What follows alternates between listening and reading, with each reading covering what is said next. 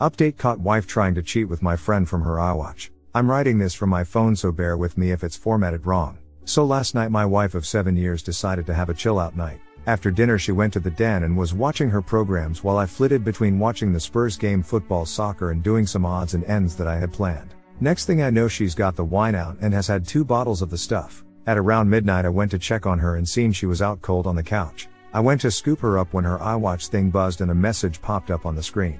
It said something along the lines of, haha, I can't do that, my name would knock 7 shades of shit out of me pp. I wondered what the duck that was all about, so I pressed on it, and it was a conversation between my wife and a friend of mine. Now I wouldn't say this guy's a close friend of mine, but he's someone I've played 5-a-sides with for years, drank with, and have known since we were teenagers. We used to call him Jacket Holder because when we got into scraps as teens he'd always be the guy holding the jackets while everyone else went for it. Right, so as I said, I pushed on the conversation while this thing is still attached to her wrist and scroll up to the top, and as far as I can tell it's him that contacts her first unless she's deleted. There's lots of flirting and winking going on, but nothing that you could outright say was cheating. Then I get to last night, and when she's drunk she starts openly begging him for sex. I couldn't believe my ducking eyes. I'm paraphrasing here because I can't remember the exact words, but she was saying shit like how much she had always wanted him, how no one would ever find out if he did want to do something, and the last one, that ducking killed me, that she was great at keeping secrets. I tried to scroll on her watch but couldn't find any other messages, and I don't know her phone passcode. I put her in her bed and just sat in the kitchen in shock until I fell asleep. Then got up for work about 5:30. When I went to get in my work van, I had just slunk down on the wheel and realized I couldn't face it, so I went back in the house, grabbed a half-drunk bottle of vodka, filled to the top with Coke, and went on a walk down the railway line. We live beside a lot of woodland and a disused railway line that goes for miles, and I've walked about half the length of it. I'm sitting under a railway bridge like a ducking troll right now, just seething at the whole thing. You'd probably think there's a fire going from about a mile away due to the steam coming out of my ears. So what do? I don't want to speak to her. I can't even bear to look at her after reading that shit. It was like a dagger through my heart. I just feel like every morsel of love I had for her has evaporated into thin air after reading her begging like that. Ducking, yuck. I honestly want to ghost her, man. If I could, I would never speak to her again. The whole I'm great at keeping secrets was the thing that really got me though, like who even are you? It reeks, but it's a case of how far down the rabbit hole do I want to go. I don't care if I'm being honest, I'm just done. I've never felt so betrayed and disgusted in all my life. The thing is, I've invested so much in her, not just as a partner, but as a person. I loved her so much and thought her personality, and by extension my personality, reflected that of good people. To realize she's a backstabbing snake makes me feel like a snake. I feel like a worse person than I was yesterday. The only way I can describe it is for someone you looked up to, took advice and life lessons from, to suddenly find out they were a pedo or a rapist or just a downright creep. Your entire perception of yourself and who you are would be shattered, because you've took on board what they've said and invested time into a creep. God, I'm rambling. Nonsense, I apologize. I'm lucky in that our house is owned by my parents, who 6 years ago moved to a retirement village and we moved in. The house will be bequeathed to me when they die, but I don't and hopefully won't own it for a long time. They couldn't be bothered with the upkeep and all the problems etc. and wanted to see out their final days in peace, so when we do divorce, my soon-to-be ex won't be getting her hands on it. So what do I do then? I'm honestly thinking of just not saying a word and throwing her right out. Also, while walking here, it went through my mind to get my mate, who's a locksmith, to quietly change the locks today. I could feed her any old garbage about something from the doors being broken. She won't care what's going on anyways, as long as I'm about. Then after he's done, lock the front door and tell her to come out and look at something out the back. When she comes out, just run back in and lock the door behind me. That sounds childish as duck, doesn't it? Act seriously though, I don't know what I'm gonna do. I'm staring at a bottle right now and my life feels like it has been ripped apart at the seams. As for that prick so-called friend of mine, there's no doubt he was up to something here. There's also no doubt I wouldn't have caught wind of this at all, so I'll be seeing him very soon. Never mind holding jackets, he'll be holding his face. Too long didn't read. Caught wife trying to openly cheat on me with someone I considered a friend from her iWatch. Edit to update: have went to a friend's house to calm down. I threw the vodka away. She has been texting me asking where I am as my work van is still in the driveway. I text her saying there is a problem with the engine, so I gotta lift into work. I'll make my move tonight. Wednesday, 28th October. Thank you to everyone who reached out to me after my first post. Was really appreciated. So yesterday, after I had written the post and was in a complete mess, 2 dog walkers came over to check on me as I was obviously concerning them. I told them everything. They listened, and the first thing one of them said to me was, "Son, the worst thing you can do right now is drink. It'll cause carnage." I have to thank her for that because I was on the highway to hell at that point. I threw the vodka away, got in touch with a friend, and he said I could come to his for a while to calm down. He was at work but told me where the spare key was. We live in a small town of around 15,000 people and he wasn't too far away, so once I got there I sat on his couch just trying to calm down. Throughout the morning I was getting multiple texts and phone calls from my wife asking where I was and what the hell was up, as my work van was still sitting in the driveway and I was nowhere to be seen. I texted her back telling her that there was a problem with the engine, so I got a lift into work, which she seemed to buy as she just texted back saying okay. When my friend got back from his work at about 5 o'clock I told him everything that had happened and asked him his opinion. I also told him not to tell anyone about jacket holder, as that might then get back to my wife, which I didn't want at this point. I would deal with him later. By that I mean I'll expose what a little rat he is. Knocking duck out of him doesn't help me at all as of now. As an aside to the people saying he done nothing wrong, he messaged my wife first. He was being extremely flirty. What the duck is he even playing at messaging my wife for in the first place? He only knows her in passing. From afar. Look, I've got no problem with two adults conversing with each other, but they hardly knew each other and it was flirty from the start as far as I could tell. I think they've seen each other while out and about and it's gotten flirty then. So my friend convinced me to try and keep a low profile and see what I could dig up, but at the same time speak to a lawyer and get the ball rolling in terms of finding out my options, which I have done today. He took me home about 6 o'clock and I was honestly dead on my feet by that point. I think the adrenaline pumping the entire day then suddenly stopping knocks it right out of you, so I was extremely tired when I got home. The second I walked through the door I knew something was up, as my wife was on me right away asking me all sorts of questions about work. I asked her why does she even care. She said that I'd left my big flask and my lunch bag in the front passenger side seat and something's been up today. She could feel it. I was about to lie, but I was just too tired. I couldn't be bothered putting any sort of charade up, so I just said yeah, there is something up. That when I was putting her drunk arse to bed last night a message came up on her iWatch, which I read, and all the other ones, and that she was a ducking disgusting cheat that I wanted nothing more to do with. Her demeanor went from an arms crossed person in power to scared little girl within about a second. Good at keeping secrets, eh? Begging that little rat for sex, eh? Yep. Read it all. She started sobbing and I just walked away and upstairs into the shower. When I got out she was sitting on the top stair crying still, and the excuses started right away.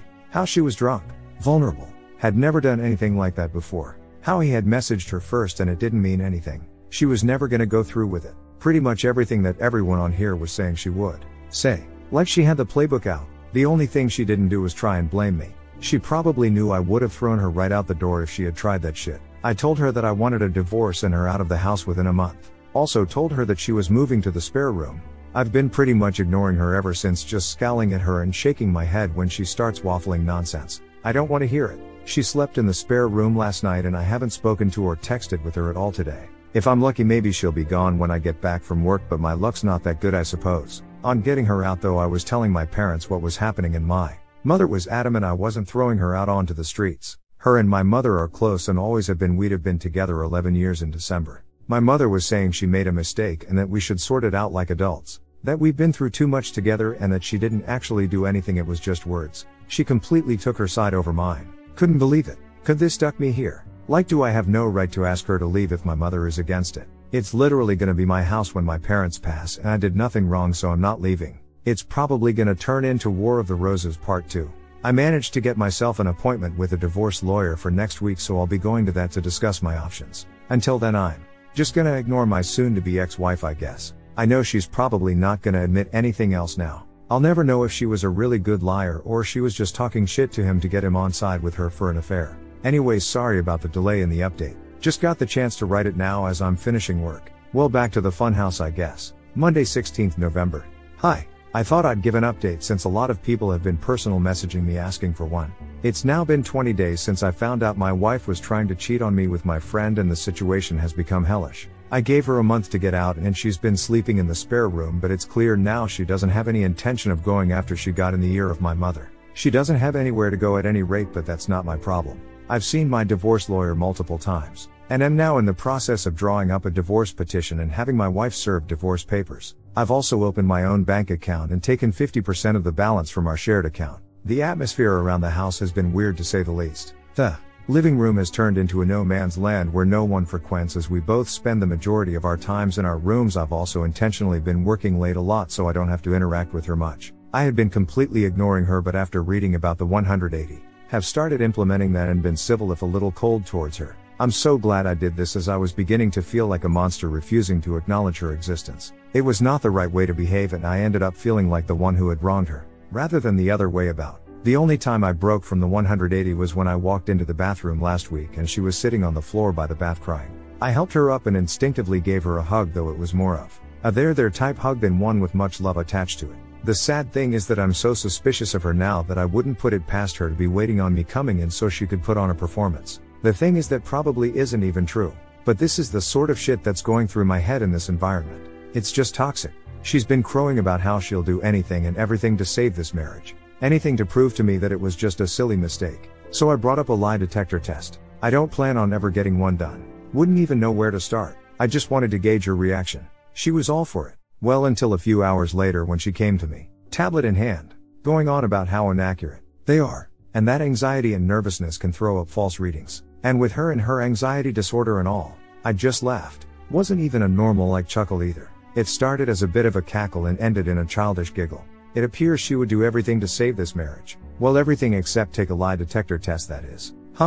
It doesn't even matter anyway. I meant what I said in my OP. Every morsel of love I had for her dissipated into the atmosphere after I read her say those horrible things. I don't see her as my true love anymore. The person I could tell anything to and would trust with my life. I just see trash. Trash that needs taken out before it stinks the place up. Jacket holder has been the talk of the town since I exposed him to our friend group a few weeks back. It's safe to say he has no friends left among us, and has been completely ostracized. I tried phoning him a few times but he refused to answer, then blocked my number. Duck that little rat, I hope it was worth it. I've spoken to my mother multiple times about this and during a heated argument asked her why she was taking my wife's side. Was there something she wasn't telling me here? What was she expecting? Us to live like roommates? Go on like nothing happened? It's ridiculous. She said she has always seen my wife as the daughter she never had but always wanted. My mother had a stillborn daughter before I was born and it has haunted her. So she latched onto my wife and has done since we got together. As I said previously, they have a close bond. The fact my wife doesn't have any family and only a few friends who have their own busy lives and families means if I threw her out she would be all alone, and my mom thinks that's unacceptable, especially during a pandemic. She tried to get me to come to a compromise, saying that in 3 or 4 months we can look at it again and see where we are mentally, and is pushing me to try couples counseling before I throw in the towel. I'm not doing that. The thought of being in the same house with my wife over Christmas makes me feel ill. She'll want to do it right as she does every year and it'll be a complete shit show. My dad, God love him, has never been much of a talker. Never up nor down, just always there. He's a quiet, proud but timid man, and my mother's word has always been the one that matters in our house. People on here have been telling me that I'm selfish and spoiled because it's not my house and I have no right to make demands, but it's now a case of my wife or me for my parents. If worse comes to worse, then I'm ready to walk out the door and never come back. Duck this house. I have to be able to look at myself in the mirror with some semblance of self-respect, and someone has to keep their word in this debacle. If I do leave, my friend has said I can stay with him for a few weeks or so. Today I learned I get myself sorted. If I do walk out that door though, I'm done. With my parents, I'll never speak to them again in my life. They'll probably see it as me giving up on them.